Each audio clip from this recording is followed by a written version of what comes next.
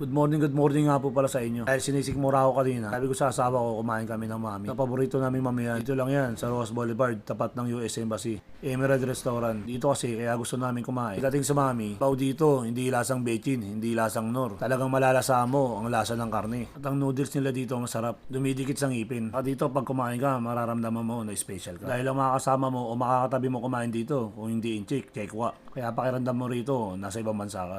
Tara, pasok tayo dito sa loob. Pagpasok mo dito, bubungad ka agad sa'yo. Ang malinis, maaliwalas at mabangong paligid. At dahil gutom na nga kami, dali na kami binigyan ng siopaw. Ang siopaw dito, 160 yung ganyang kalaki. Pero sulit naman, dalawa na nga kami ng asawa kumain yan. Sunod niyan, syempre, ang mainit at pamatay nilang sabaw. Ang in-order namin, mixed noodles. 350 ang ganyang kalaki. Sa ganyang order, naghati na rin kami ng asawa ko.